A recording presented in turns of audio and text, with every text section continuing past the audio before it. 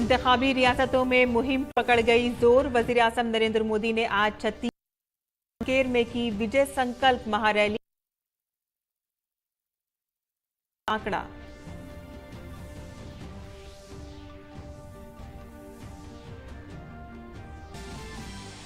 अमित शाह ने करनाल जिले में अंत्योदय महासम्मेलन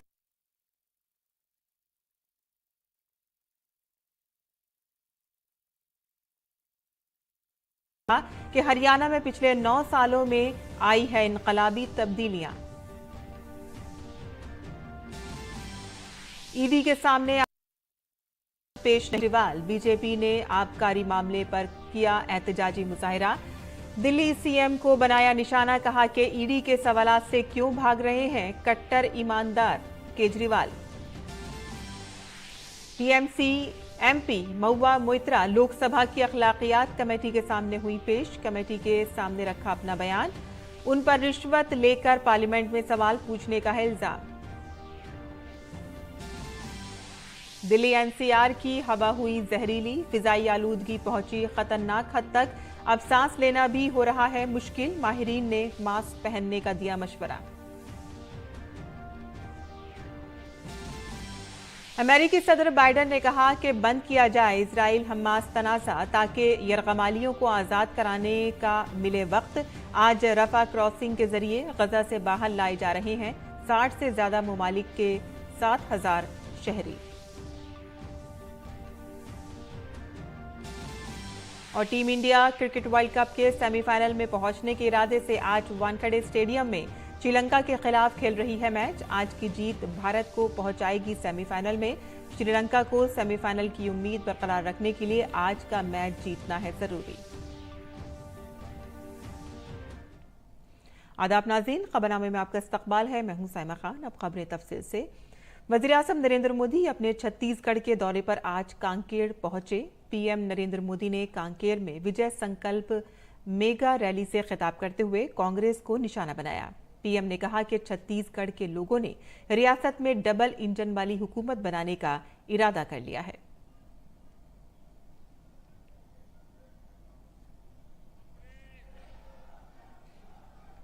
बीते 5 साल में कांग्रेस सरकार की नाकामी देखी है। इन 5 वर्षों में कांग्रेस के नेताओं की कोठियां, उनके बंगले, उनकी कारें, इन्हीं का विकास हुआ है। कांकेर के, बस्तर के गरीब, दलित, पिछड़े, आदिवासी परिवारों को क्या मिला? तंग आ गया छत्तीसगढ़ का एक एक मेरा भाई बहन, बस्तर का एक एक मेरा भाई बहन। आज पूरा छत्तीसगढ़ कह रहा है, आओ नई साहेबो, आओ नई सहीबो, आओ नई सहीबो, बदल के रही वो। वज़ीर आज़म ने कहा कि बीजेपी गरीब, पसमानदा और कबायली तबके की बेहतरी का अज़्म रखती है। वज़ीर आज़म ने कहा कि हुकूमत छत्तीसगढ़ को मुल्क की पहली 5 रियासतों में शामिल करने के लिए पुरअज़्म है। भाजपा का संकल्प छत्तीसगढ़िया पहचान को सशक्त करने का है। भाजपा का संकल्प हर गरीब, आदिवासी, पिछड़े के हितों की रक्षा करना है। भाजपा का संकल्प छत्तीसगढ़ को देश के टॉप राज्यों में लाने का है। भारतीय जनता पार्टी ने तेलंगाना असेंबली के आइंदा आम इंतखाबात के लिए 35 उम्मीदवारों की फहरिस्त जारी की है।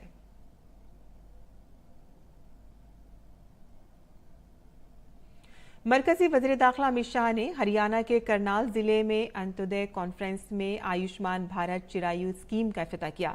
इस दौरान मरकजी वज़ीर दाखिला अमित शाह ने अवामी रैली से खिताब करते हुए कहा कि कांग्रेस पार्टी ने आज़ादी के बाद बरसों तक राम मंदिर की तामीर नहीं होने दी। वज़ीर दाखिला ने कहा कि अवाम ने पीएम मोदी को दूसरी बार वज़ीर आज़म मुंतखब किया, जिसके बाद अब वज़ीर आज़म ने अवाम की ख्वाहिशात को पूरा किया है।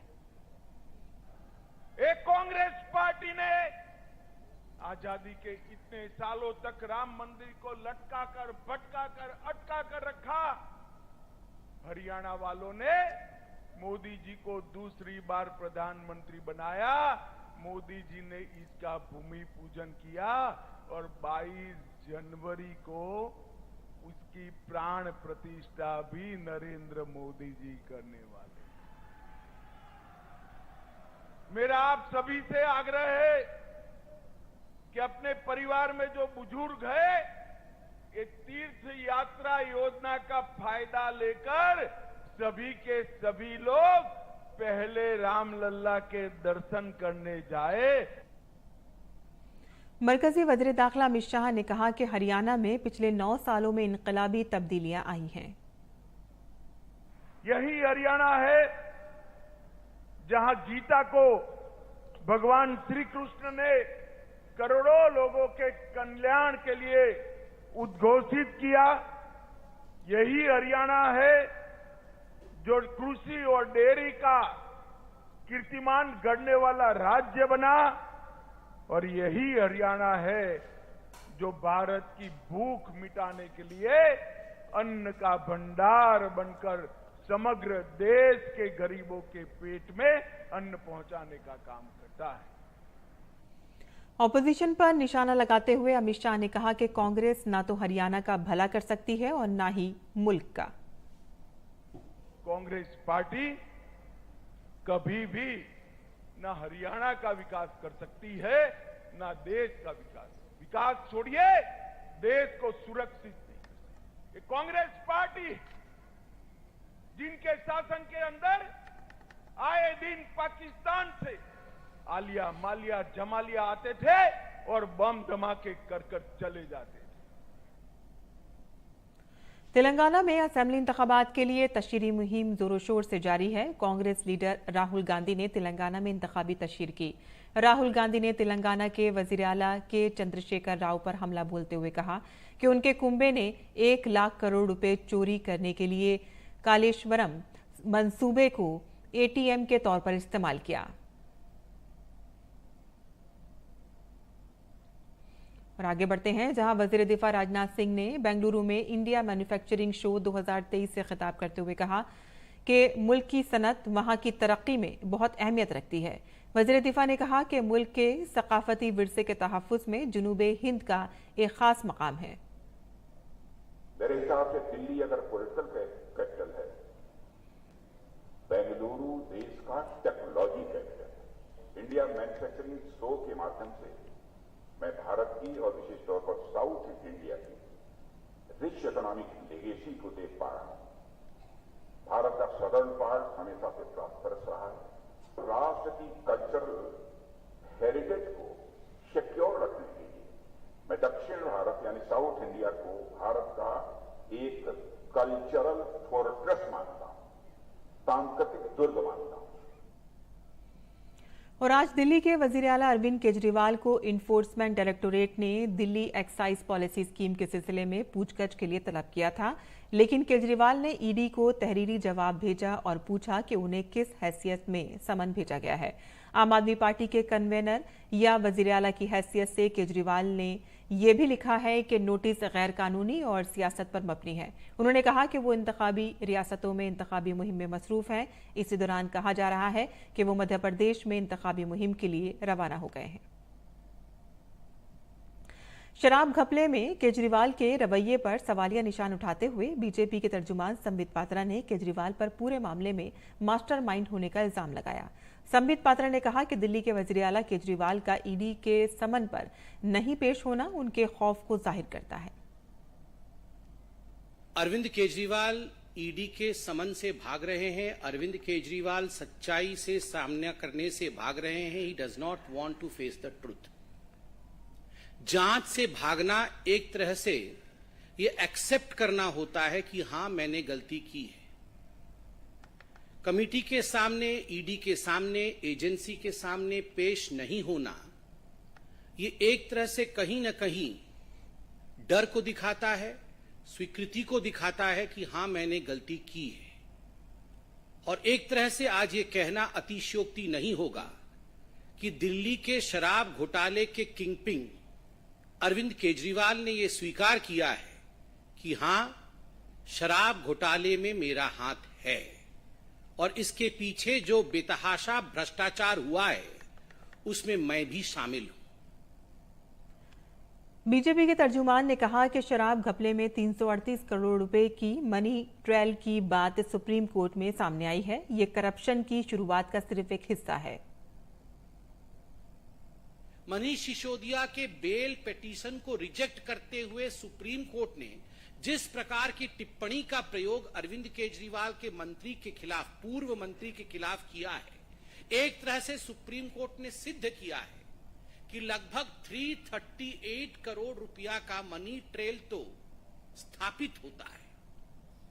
ये जो लिकर स्कैम है, जो शराब घोटाला है, ये शराब घोटाला कोई 400-500 करोड़ का नहीं है, ये कई हजार करोड़ों का घोटाला है। परत दर परत खुलासा हो रहा है। मगर सुप्रीम कोर्ट में जब ये कहा जाता है कि लगभग 338 करोड़ रुपया का ट्रेल स्थापित होता है, तो आप सोचिए जब टिप ऑफ द आइसबर्ग, जिसको अंग्रेजी में कहते हैं, एक छोटा सा हिस्सा ही इतना बड़ा है, तो पूरा ये लिकर स्कैम कितना बड़ा होगा। और इसमें अरविंद केजरीवाल जी की जांच होनी चाहिए या नहीं होनी चाहिए, ये आप डिसाइड करिए। आप मतलब जनता डिसाइड करिए। बीजेपी ने दिल्ली एक्साइज स्कीम केस में वजीर आला अरविंद केजरीवाल के खिलाफ राजघाट पर एहतजाज किया। बीजेपी लीडरों ने केजरीवाल से सवाल किया कि वो ईडी से क्यों भाग रहे हैं। इस दौरान रुकन असेंबली मनोज तिवारी ने कहा कि जो भी इस घपले में मुलविस है उसे सजा मिलनी चाहिए। नैतिक रूप से उसको अपने पद पे नहीं रहने देना चाहिए। मैं इसका समर्थन कर रहा हूं। कल से मैं भी जाऊंगा। 15 नवंबर तक प्रचार है। आपका प्रचार अचानक आज ही क्यों हो गया? क्या आज लास्ट डेट है? 15 दिन पहले से शुरू है, 15 नवंबर तक है। प्रचार का बहाना छोड़ो, दिल्ली को जवाब दो अरविंद केजरीवाल। ये हम सब यहाँ बैठ के कह रहे हैं। जो भी जुड़ा होगा इस अपराध में, उसको बचना नहीं चाहिए। ईडी का तो काम है कि क्राइम को इन्वेस्टिगेट करना और कल्प्रिट को अगर वो है तो जेल तक भेजना। वही वो कर रही है। और हर नागरिक का ये कर्तव्य है कि ऐसी जांच एजेंसी की जांच में पूरी तरह से पार्टिसिपेट करना और उसके अंदर सहायता करना हर तरीके से। ये अगर कट्टर ईमानदार अपने आप को कहते हैं, कट्टर सच्चाई का पक्षधर कहते हैं, तो फिर जो है ये जांच से क्यों भाग रहे हैं? एक तरफ वजीर आला अरविंद केजरीवाल ईडी के समन के बाद खबरों में हैं, तो दूसरी तरफ ईडी ने दिल्ली हुकूमत के एक और वजीर की रिहाइशगाह पर छापा मारा है। उनका नाम राजकुमार आनंद है। सिविल लाइंस में वाक़ सरकारी रिहाइशगाह समेत 9 मकामात पर सुबह से तफ्तीश जारी है। इतलात के मुताबिक ये कार्रवाई कस्टम और हवाला से मुतालिक मामलात में की जा रही है। राजकुमार आनंद दिल्ली हुकूमत में समाजी बहबूद के वजीर हैं। 2020 में पहली बार वो पटेल नगर सीट से एमएलए बने थे और उनकी बीवी वीना आनंद पहले यहां से एमएलए रह चुकी हैं। राजकुमार आनंद को राजेंद्र पाल गौतम की जगह काबीना में शामिल किया गया था, जो दिल्ली हुकूमत में वजीर थे। दिल्ली हुकूमत के वजीर राजकुमार आनंद की रिहाइशगाह पर छापे मारे जाने पर बीजेपी लीडर हरीश खुराना ने कहा है कि अरविंद केजरीवाल की पूरी काबीना करप्शन में मसरूफ है। आम आदमी पार्टी के मंत्री राजकुमार आनंद के यहाँ पे रेड डालकर कुछ चीजें की छानबीन करी है। हम तो शुरू से कहते आ रहे हैं कि ना सिर्फ अरविंद केजरीवाल बल्कि इनकी पूरी कैबिनेट कहीं ना कहीं कुछ कर्म कांडों में, घोटालों में बिजी है और स्लिप पाई जा रही है। ईडी ने अपनी कार्रवाई करी है, कानून के तहत कार्रवाई हो रही है। जो खबर लगी है कि हवाला का मैटर है, कस्टम का मैटर है, तमाम दस्तावेज कहीं ना कहीं सीज किए गए थे, उसके तहत आज ईडी ने उनके यहाँ रेड करी है। कानून अपना काम कर रहा है। पार्लियामेंट में सवाल पूछने के एवज रिश्वत लेने के मामले में लोकसभा की अखलाकियात कमेटी के सामने तृणमूल कांग्रेस के रुकन असेंबली महुआ मोइत्रा की पेशी के दौरान आज हंगामा हो गया। महुआ मोइत्रा के 7 अपोजिशन जमातों के अरकान ने इजलास से वॉकआउट किया। उनका इल्जाम है कि मुलाकात के दौरान खातून से जाती और गैर अखलाकी सवालात किए गए और इसलिए वो वॉकआउट कर रहे हैं। इस हंगामे के बाद एथिक्स कमेटी का इजलास खत्म हो गया। और वैसे पार्लियामेंट में सवाल पूछने के एवज से रिश्वत लेने के मामले में तृणमूल कांग्रेस की रुकन पार्लियामेंट महुआ मोइत्रा आज लोकसभा की अखलाकियात कमेटी के सामने पेश हुई। कमेटी के चेयरमैन विनोद सोनकर और कमेटी के दीगर अरकान मीटिंग में मौजूद रहे। एमपी महुआ मोइत्रा पर इल्जाम है कि उन्होंने तहाइफ और पैसों के बदले पार्लियामेंट में सवाल पूछे। एक इंटरव्यू में महुआ ने एतराफ किया था कि उन्होंने अपना पार्लियामेंट लॉगिन और पासवर्ड अपने दोस्त और बिजनेसमैन दर्शन हीरानंदानी को दिया था। ताहम उन्होंने इस बात से इनकार किया है कि उन्होंने इसके लिए नकद रकम या महंगे तहाइफ लिए हैं। सीबीआई को दी गई अपनी शिकायत में सुप्रीम कोर्ट के वकील जय अनंत ने महुआ मोइत्रा पर पार्लियामेंट में पैसे लेकर सवाल पूछने का इल्जाम लगाया था और इस शिकायत की बुनियाद पर बीजेपी के रुकन पार्लियामेंट निशिकांत दुबे ने इल्जाम लगाया कि महुआ दर्शन हीरानंदानी से नकद और महंगे तहाइफ लिए हैं।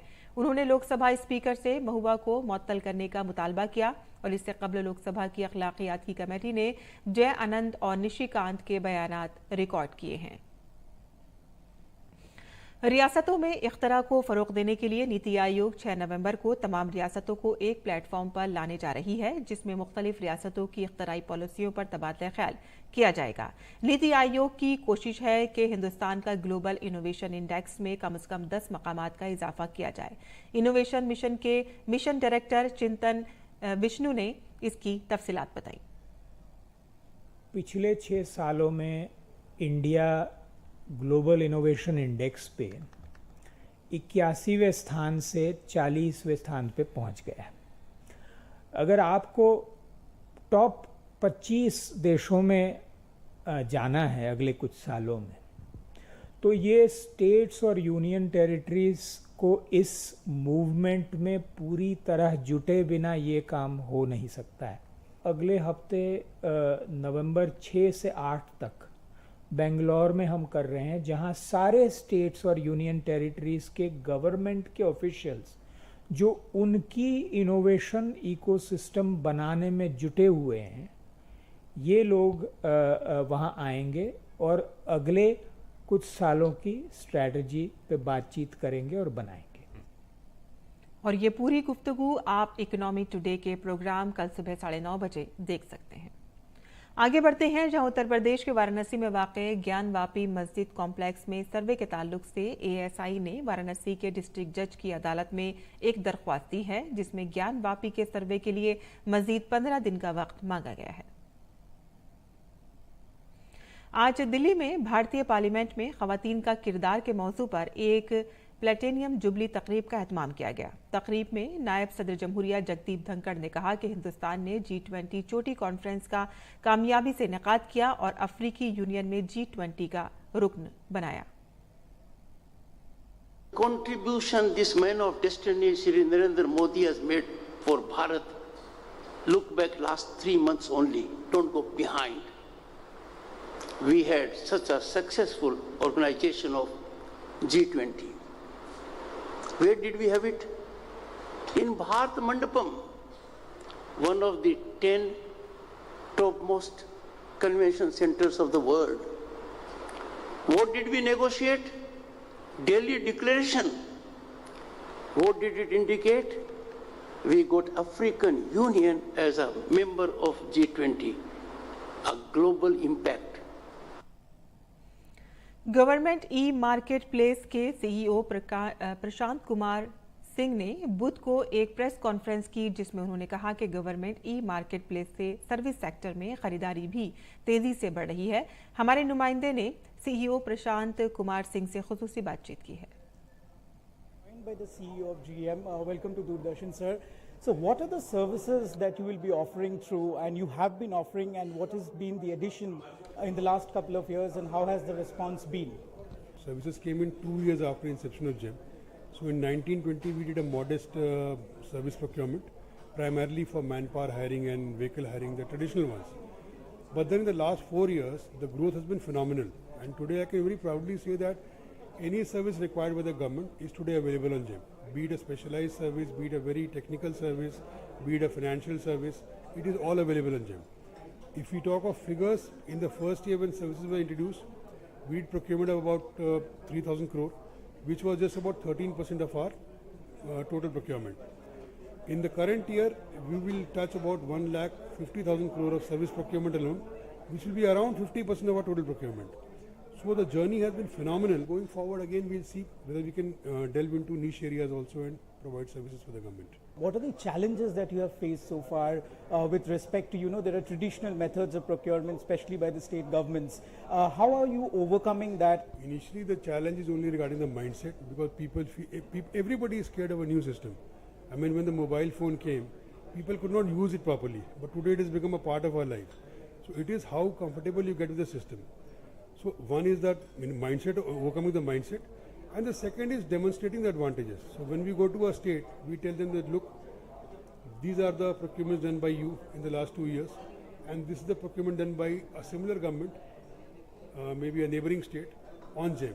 And you see the advantage. You see that our contracts don't fail. Our contracts are not rejected. Our rates are better. Those advantages, once you show them, then people automatically come on board. Thank you so much, sir, for speaking to Doordarshan. This is Divyendu Model with camera person Sharda from New Delhi for DD India. और गैर मुल्की खबरों में गजा में फंसे गैर मुल्की शहरियों और जख्मी फिलिस्तीनियों को निकालने के लिए बुध को मिस्र के साथ रफा क्रॉसिंग खोल दिए जाने के बाद लोगों के महफूज इनखला जारी है। आज 15 ममालिक के 596 शहरियों को गजा से बाहिफाजत निकाला जा रहा है। बुध को 400 से जायद अफराद को बाहिफाजत निकाला गया, जिनमें कई ममालिक के शहरी भी शामिल हैं। मिस्र ने कहा है कि इस ऑपरेशन के दौरान 60 से जायद ममालिक के तकरीबन 7,000 अफराद को निकाला जाएगा। मिस्री तिब्बी टीमें मुतअद्दिद एम्बुलेंस के साथ गजा में दाखिल हुई और शदीद जख्मियों को बाहर निकाला। इन जख्मियों को मिस्र में रफा क्रॉसिंग से मुल्हका अस्पताल लाया गया, जहां उनका इलाज किया जा रहा है। और आलमी कप में अब तक नाकाबिले तस्खीर भारतीय टीम का सामना आज मुंबई के वानखेड़े स्टेडियम में श्रीलंका के साथ हो रहा है।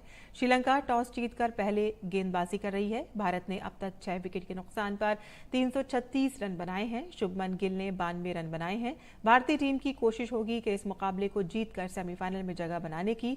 तो वहीं भारतीय टीम ने अब तक मुकाबले में 6 मैचेस खेले हैं और सभी मुकाबले में जीत हासिल की है। दूसरी जानिब बात अगर श्रीलंका की करें तो 6 मैचों की में टीम को 4 मैच में शिकस्त मिली है और उनका सेमीफाइनल में पहुंचना बहुत मुश्किल है।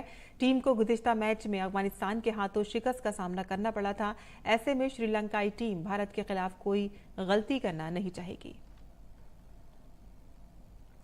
और इसी के साथ ही हमारा खबरनामा ही खत्म पसीर होता है। हमारी पूरी टीम को दे इजाजत।